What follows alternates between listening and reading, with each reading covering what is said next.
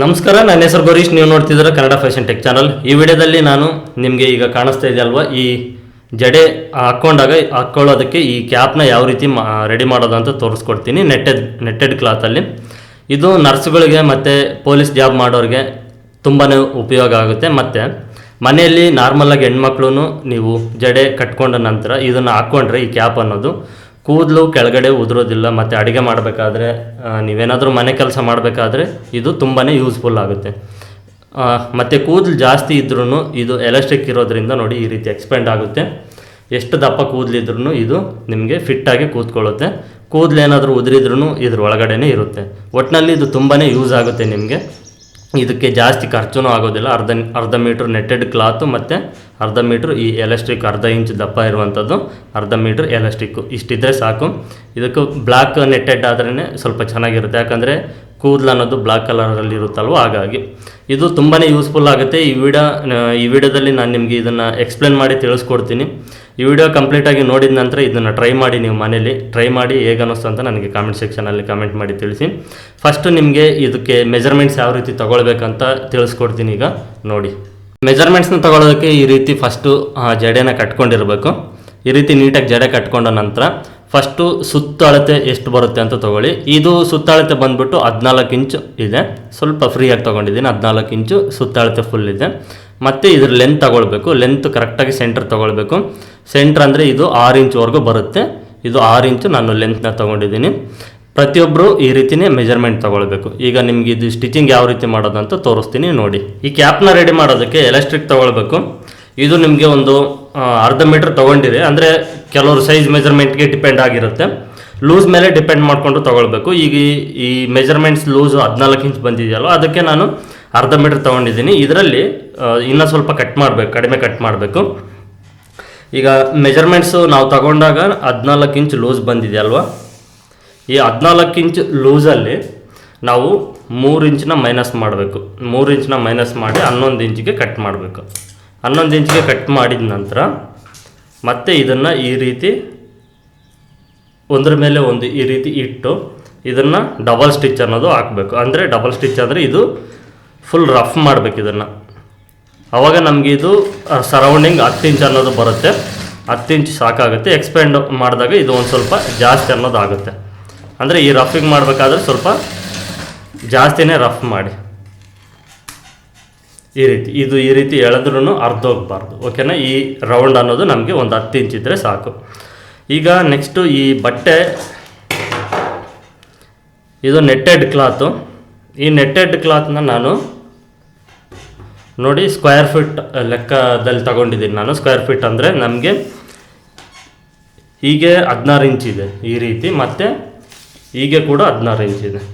Full square 16 ಇಂಚು ಅಗಲ, ಈ ರೀತಿ ಅಗಲ 16 ಇಂಚು ಮತ್ತು ಉದ್ದ 16 ಇಂಚು ಟೈಪಲ್ಲಿ ತಗೊಂಡಿದ್ದೀನಿ ನಾನು.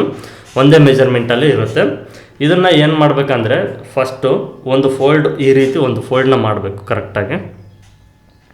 ಫೋಲ್ಡಿಂಗ್ ಯಾವ ರೀತಿ ಮಾಡೋದಂತ ನೀಟಾಗಿ ನೋಡ್ಕೊಳ್ಳಿ.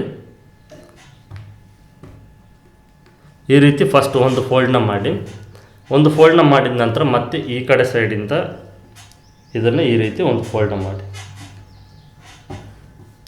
ಈ ಫೋಲ್ಡಿಂಗ್ ಏನು ಕನ್ಫ್ಯೂಸ್ ಮಾಡ್ಕೊಳ್ಬೇಡಿ, ನಾನು ಯಾವ ರೀತಿ ತೋರಿಸಿದ್ನೋ ಅದೇ ರೀತಿಯೇ ಫೋಲ್ಡಿಂಗ್ ಅನ್ನೋದು ಮಾಡಿ. ಈ ರೀತಿ ಫೋಲ್ಡಿಂಗ್ ಮಾಡಿದ ನಂತರ ಈ ಕಡೆ ಸೈಡು ನಿಮಗೆ ನೋಡಿ ಇದು ಸೆಂಟ್ರ್ ಪಾಯಿಂಟ್ ಬರುತ್ತೆ. ಓಕೆನಾ. ಮತ್ತು ಈ ಕಡೆ ಸೈಡೆಲ್ಲ ಓಪನ್ ಇರುತ್ತೆ ನಿಮಗೆ. ಈ ಕಡೆ ಸೈಡ್ ಓಪನ್ ಇರುತ್ತೆ. ಇಲ್ಲಿ ಮಾತ್ರ ನಿಮಗೆ ಸೆಂಟ್ರ್ ಪಾಯಿಂಟ್ ಇರುತ್ತೆ. ಇದನ್ನು ಏನು ಮಾಡಬೇಕಂದ್ರೆ ಕರೆಕ್ಟಾಗಿ ಈ ರೀತಿ ಮತ್ತೆ ಒಂದು ಫೋಲ್ಡ್ ಮಾಡಬೇಕು. ಈ ರೀತಿ ಕ್ರಾಸಲ್ಲಿರಬೇಕು. ಈ ರೀತಿ ಫೋಲ್ಡ್ ಮಾಡಬೇಕು. ಈ ರೀತಿ ಫೋಲ್ಡ್ ಮಾಡಿ ಇಲ್ಲಿಂದ ಮೆಜರ್ಮೆಂಟ್ನ ತೊಗೊಳ್ಬೇಕು. 6 ಇಂಚು ಮತ್ತು 1.5 ಇಂಚ್ ಎಕ್ಸ್ಟ್ರಾ ತೊಗೊಳ್ಳಿ. 7 ಇಂಚ್ ಆದರೂ ಸಾಕಾಗುತ್ತೆ ನಿಮಗೆ. 7 ಕಾಲು ಇಲ್ಲ 7.5 ಆದರೂ ಸಾಕು. ಅಂದರೆ ಈ ಅರ್ಧ ಇಂಚು ಎಲಾಸ್ಟಿಕ್ ಇರುತ್ತಲ್ವ, ಇದನ್ನು ಫೋಲ್ಡ್ ಮಾಡೋದಕ್ಕೆ ಈ ಮಾರ್ಜಿನ್ ಅನ್ನೋದು. ಓಕೆನಾ. ಇಲ್ಲಿಂದ ಕರೆಕ್ಟಾಗಿ ಈ ರೀತಿ ನೀವು ಇದನ್ನು ಮಾರ್ಕ್ ಅನ್ನೋದು ಮಾಡ್ಕೊಳ್ಳಿ. ಇದನ್ನು ನೀಟಾಗಿ ಈ ರೀತಿ ಈ ಶೇಪ್ ಅನ್ನೋದು ಬರಬೇಕು. ಈ ಶೇಪ್ ಕರೆಕ್ಟಾಗಿ ಮಾರ್ಕ್ ಮಾಡಿಕೊಂಡು ರೌಂಡ್ ಶೇಪ್ ಬರುತ್ತೆ. ಈ ರೀತಿ ಮಾರ್ಕ್ ಮಾಡಿಕೊಂಡು ಇದನ್ನು ಈ ರೀತಿ ಓಪನ್ ಮಾಡ್ಕೊಳ್ಳಿ. ನೋಡಿ ಈ ರೀತಿ ಕಂಪ್ಲೀಟ್ ರೌಂಡ್ ಶೇಪ್ ಅನ್ನೋದು ಇರುತ್ತೆ ನಿಮಗೆ, ಓಕೆನಾ. ಈ ರೀತಿ ರೌಂಡ್ ಶೇಪ್ ಬರಬೇಕು. ಬಂದ ನಂತರ ಇದನ್ನು ಫೋಲ್ಡ್ ಮಾಡಿ ಸ್ಟಿಚ್ ಮಾಡಬೇಕು. ಯಾವ ರೀತಿ ಅಂತ ನಿಮಗೆ ಕ್ಲಿಯರಾಗಿ ತಿಳಿಸ್ಕೊಡ್ತೀನಿ. ಈಗ ಈ ಎಲಾಸ್ಟಿಕ್ಕಲ್ಲಿ ಹಾಗೆ ನಮಗೆ ಒಂದು ಸೈಡ್ ಕ್ರಾಸ್ ಇರುತ್ತೆ ಈ ರೀತಿ, ಒಂದು ಸೈಡು ಲೂಸ್ ಇರುತ್ತೆ. ಅಂದರೆ ಒಂದು ಸೈಡು ತುಂಬ ಸಿಂಕ್ ಆಗಿರುತ್ತೆ ಎಲಾಸ್ಟಿಕ್ ತಗೊಂಡಾಗ. ನೋಡಿ ನೀವು ಈ ರೀತಿ ಜಾಯಿಂಟ್ ಮಾಡ್ಕೊಳಕ್ಕಿಂತ ಮುಂಚೆನೇ ನೋಡಿ, ನಿಮಗೆ ಗೊತ್ತಾಗುತ್ತೆ. ಅದನ್ನು ಈ ರೀತಿ ಒಳಗಡೆ ಸೈಡ್ ಇಟ್ಟು ಈ ಎಲಾಸ್ಟಿಕ್ನ ಕರೆಕ್ಟಾಗಿ ಮಾರ್ಜಿನ್ನು ನೋಡಿಕೊಂಡು ತಗೊಳ್ಬೇಕು. ನೀವು ಮಾರ್ಜಿನ್ನು 1.5 ಇಂಚ್ ಬಿಟ್ಟಿರ್ತೀರಲ್ವ, ಅದನ್ನು ಚೆನ್ನಾಗಿ ನೆನಪಿನಲ್ಲಿ ಇಟ್ಕೊಳ್ಳಿ. ಆ 1.5 ಇಂಚ್ ಮಾರ್ಜಿನ್ಗೆ ಕರೆಕ್ಟಾಗಿ ನೋಡಿಕೊಂಡು ತಗೊಂಡ ನಂತರ ಇದನ್ನು ನಿಮಗೆ ಸ್ವಲ್ಪ ಜೂಮ್ ಹಾಕಿ ತೋರಿಸ್ತೀನಿ. ನೋಡಿ, ಈಗ ಈ ಎಲಾಸ್ಟಿಕ್ನ ಈ ನೆಟ್ಟೆಡ್ ಕ್ಲಾತ್ ಒಳಗಡೆ ಇಟ್ಟು ಇದನ್ನು ಈ ರೀತಿ ಫೋಲ್ಡ್ ಮಾಡಬೇಕು. ಫೋಲ್ಡ್ ಮಾಡಿ ಇಲ್ಲಿ ಚಿಕ್ಕದಾಗಿ ಈ ರೀತಿ ಫಿಲ್ಟ್ ಬರುತ್ತೆ, ಆ ಫಿಲ್ಟ್ನ ಹಿಡಿಬೇಕು. ಮತ್ತು ಈ ನೆಟ್ಟೆಡ್ ಈ ಎಲಾಸ್ಟಿಕ್ ಮೇಲೆ ಸ್ಟಿಚ್ ಹಾಕಬಾರ್ದು. ಈ ಫೋಲ್ಡಿಂಗ್ ಮಾಡಿರ್ತೀವಲ್ವ, ಈ ಕಡೆ ಸೈಡ್ ಹಾಕ್ಬೇಕು. ನೀವು ನೋಡ್ಕೊಳ್ಳಿ, ಈ ಮಾರ್ಜಿನ್ ನಾನು ಅದಕ್ಕೆ 1.5 ಇಂಚ್ ತೊಗೊಂಡಿದ್ದು ಈ ಕಡೆ ಇರಬೇಕು. ಈ ಎಲಾಸ್ಟಿಕ್ ಪಕ್ಕದಲ್ಲಿ ಈ ಸ್ಟಿಚ್ ಇರಬೇಕು. ಎಲಾಸ್ಟಿಕ್ ಅನ್ನೋದು ಲೂಜೇ ಬರಬೇಕು. ಯಾಕಂದರೆ ಈ ಬಟ್ಟೆ ಎಲ್ಲ ನಾವು ಈ ಎಲಾಸ್ಟಿಕ್ ಒಳಗಡೆ ಫೋಲ್ಡ್ ಮಾಡಬೇಕು. ಹಾಗಾಗಿ ಫಿಲ್ಟ್ ಹಿಡಿತಾ ನಾವು ಫೋಲ್ಡ್ ಮಾಡ್ತಾ ಇರ್ತೀವಿ. ಮತ್ತು ಈ ಎಲಾಸ್ಟಿಕ್ನ ಈ ರೀತಿ ಎಳ್ಕೊಳ್ತಾ ನಾವು ಫೋಲ್ಡಿಂಗ್ ಅನ್ನೋದು ಮಾಡ್ಕೊಳ್ತಾ ಹೋಗಬೇಕು. ಇಷ್ಟು ಕ್ಲಾತ್ ಅನ್ನೋದು ಈ ಎಲಾಸ್ಟಿಕ್ಕಲ್ಲಿ ಹಿಡಿಬೇಕು. ನಿಮಗೆ ಕಂಪ್ಲೀಟಾಗಿ ತೋರಿಸ್ತೀನಿ. ಇದು ಯಾಕಂದರೆ ರೌಂಡ್ ಶೇಪ್ ಇರುತ್ತೆ. ಈ ರೌಂಡ್ ಶೇಪ್ ಅನ್ನೋದು ಹಾಗೆ ಬೆಂಡ್ ಆಗೋದಿಲ್ಲ. ಹಾಗಾಗಿ ಈ ಚಿಕ್ಕದಾಗಿ ಒಂದೊಂದು ಫಿಲ್ಟ್ನ ಇಟ್ಕೊಳ್ತಾ ಬಂದರೆ ನೀಟಾಗಿ ಬೆಂಡ್ ಅನ್ನೋದು ಆಗುತ್ತೆ.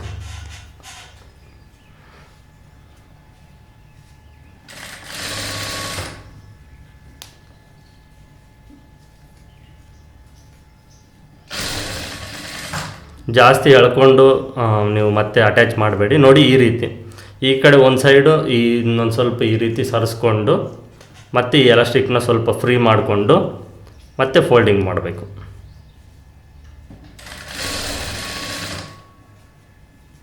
ಕಂಪ್ಲೀಟ್ ಆಗೋವರೆಗೂ ನೀವು ಇದೇ ರೀತಿಯೇ ಮಾಡಬೇಕು. ಎಲಾಸ್ಟಿಕ್ ಅನ್ನೋದು ನೀವು ಒಂದು ಚೂರೇ ಈ ರೀತಿ ಈ ಫ್ರಿಲ್ ಏನು ಇಟ್ಟಿರ್ತೀರೋ ಇದನ್ನು ಈ ರೀತಿ ನೋಡಿ ಎಲಾಸ್ಟಿಕ್ಗೆ ಕರೆಕ್ಟಾಗಿ ಈ ರೀತಿ ಸರಿಸ್ಕೊಳ್ತಾ ನೀವು ಈ ಎಲಾಸ್ಟಿಕ್ನ ಫ್ರೀ ಮಾಡ್ಕೊಳ್ಬೇಕು. ಸ್ವಲ್ಪ ಫ್ರೀ ಮಾಡ್ಕೊಳ್ತಾ ಮತ್ತು ಈ ಕಡೆ ಸೈಡ್ ಮಿಕ್ಕಿರುವಂಥ ಕ್ಲಾತ್ನ ಮತ್ತೆ ನೀಟಾಗಿ ಫೋಲ್ಡಿಂಗ್ ಮಾಡ್ಕೊಳ್ತಾ ಸ್ಟಿಚಿಂಗ್ ಮಾಡ್ಕೊಳ್ತಾ ಬರಬೇಕು. ಇದೇ ಮೆಥಡು.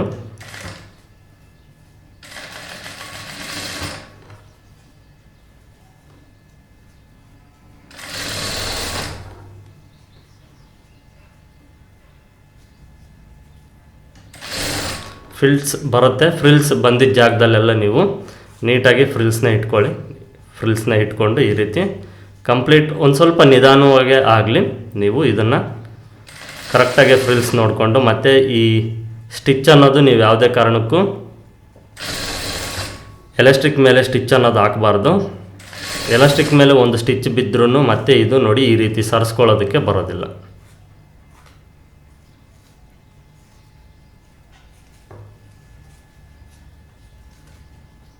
ನಿಮಗೆ ಇದೇನಾದರೂ ಅರ್ಥ ಆಗಿಲ್ಲ ಅಂದರೆ ವಿಡಿಯೋನ ಇನ್ನೂ ಒಂದು ಸಾರಿ ನೋಡಿ, ಕ್ಲಿಯರಾಗಿ ಅರ್ಥ ಆಗುತ್ತೆ.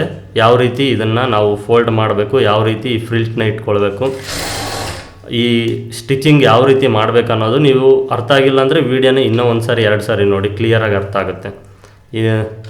ಇದರಲ್ಲಿ ನಾವು ಮ್ಯಾಜಿಕ್ ಮಾಡೋಂಥದ್ದು ಏನೂ ಇರೋದಿಲ್ಲ, ತುಂಬ ಈಸಿನೇ ಇದು.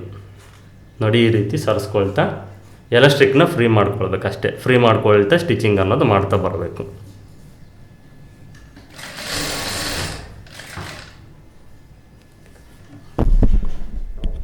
ಈಗ ಇದನ್ನು ನಾನು ಕಂಪ್ಲೀಟಾಗಿ ಸ್ಟಿಚ್ ಅನ್ನೋದು ಮಾಡಿದ್ದೀನಿ. ಈಗ ಕಂಪ್ಲೀಟಾಗಿ ಇದು ರೆಡಿ ಆಗಿದೆ ಕ್ಯಾಪ್ ಅನ್ನೋದು. ಈ ರೀತಿ ರೆಡಿ ಮಾಡಿದ ನಂತರ ಈ ಫ್ರಿಲ್ಸ್ನ ಸ್ವಲ್ಪ ಈ ರೀತಿ ಸುತ್ತು ನೀಟಾಗಿ ಅಡ್ಜಸ್ಟ್ಮೆಂಟಿಂಗ್ ಅನ್ನೋದು ಮಾಡ್ಕೊಳ್ಬೇಕು. ಯಾಕಂದರೆ ಫ್ರಿಲ್ಸ್ ಅನ್ನೋದು ಸ್ವಲ್ಪ ಫ್ರಿಲ್ಸ್ ಇಟ್ಟಿರ್ತೀವಲ್ವ, ಒಂದೇ ಕಡೆ ಇದ್ದರೆ ಅಷ್ಟು ಚೆನ್ನಾಗಿರೋದಿಲ್ಲ. ಈ ರೀತಿ ಸುತ್ತು ನೀಟಾಗಿ ಈ ಫ್ರಿಲ್ಸ್ನ ಅಡ್ಜಸ್ಟ್ಮೆಂಟಿಂಗ್ನ ಮಾಡಿಕೊಂಡ್ರೆ ಚೆನ್ನಾಗಿ ಕಾಣಿಸುತ್ತೆ ನೋಡೋದಕ್ಕೆ.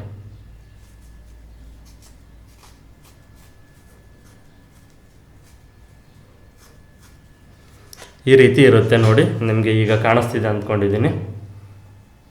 ಕ್ಯಾಪ್ ಅನ್ನೋದು ಈ ರೀತಿ ಇರುತ್ತೆ.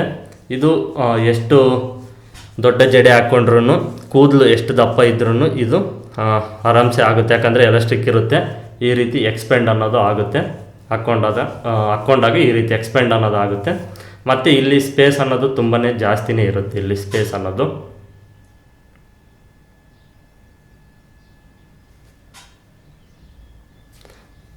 ಸ್ಪೇಸ್ ಅನ್ನೋದು ತುಂಬ ಜಾಸ್ತಿ ಇರುತ್ತೆ, ಹಾಕ್ಕೊಂಡಾಗ ಫ್ರೀಯಾಗಿರುತ್ತೆ. ಈ ರೀತಿ ಕ್ಯಾಪ್ ಅನ್ನೋದು ನಾವು ಮನೇಲೆ ಆರಾಮ್ಸೆ ರೆಡಿ ಅನ್ನೋದು ಮಾಡ್ಕೊಳ್ಬೋದು. ಇದು ಫ್ರೆಂಡ್ಸ್ ನಿಮಗೆ ಈ ವಿಡಿಯೋದಲ್ಲಿ ನಾನು ತಿಳಿಸ್ಕೊಟ್ಟಿದ್ದು. ಇದು ನಿಮಗೆ ಹೇಗೆ ಅನ್ನಿಸ್ತು ಅಂತ ನೀವು ನನಗೆ ಕಾಮೆಂಟ್ ಸೆಕ್ಷನಲ್ಲಿ ಕಾಮೆಂಟ್ ಮಾಡಿ ತಿಳಿಸಿ. ಮತ್ತು ನೀವು ಮನೆಯಲ್ಲಿ ಒಂದ್ಸರಿ ಟ್ರೈ ಮಾಡಿ ನೋಡಿ ಇದನ್ನು ನೀವು ಹಾಕ್ಕೊಂಡು ನಿಮ್ಮ ಅಭಿಪ್ರಾಯನ ನನಗೆ ಕಾಮೆಂಟ್ ಸೆಕ್ಷನಲ್ಲಿ ಕಾಮೆಂಟ್ ಮಾಡಿ ತಿಳಿಸಿ. ಹಾಗೆ ನಿಮಗೆ ಈ ವಿಡಿಯೋ ಯೂಸ್ಫುಲ್ ಆಗಿದೆ ಅನಿಸಿದರೆ ನನಗೆ ಈ ವಿಡಿಯೋಗೆ ಒಂದು ಲೈಕ್ ಮಾಡಿ, ಸಾಧ್ಯವಾದರೆ ಈ ವಿಡಿಯೋನ ಶೇರ್ ಮಾಡಿ. ಹಾಗೆ ನೀವು ಇನ್ನೂ ಹೊಸಬರಾಗಿದ್ದರೆ ಕೆಳಗಡೆ ರೆಡ್ ಕಲರ್ ಸಬ್ಸ್ಕ್ರೈಬ್ ಬಟನ್ ಇರುತ್ತೆ, ಅದನ್ನು ಒತ್ತಿ ನನ್ನ ಚಾನಲ್ನ ಸಬ್ಸ್ಕ್ರೈಬ್ ಮಾಡ್ಕೊಳ್ಳಿ. ಹಾಗೆ ಪಕ್ಕದಲ್ಲಿರುವಂಥ ಬೆಲ್ ಐಕನ್ ಕೂಡ ಆನ್ ಮಾಡ್ಕೊಳ್ಳಿ. ಇಲ್ಲಿಗೆ ಈ ವಿಡಿಯೋನ ಎಂಡ್ ಮಾಡ್ತಾಯಿದ್ದೀನಿ. ಮತ್ತೆ ಮುಂದಿನ ವಿಡಿಯೋದಲ್ಲಿ ಸಿಗೋಣ ಅಂತ ತಿಳಿಸ್ತಾ ಈ ವಿಡಿಯೋ ನೋಡಿದ್ದಕ್ಕೆ ಎಲ್ಲರಿಗೂ ಧನ್ಯವಾದ.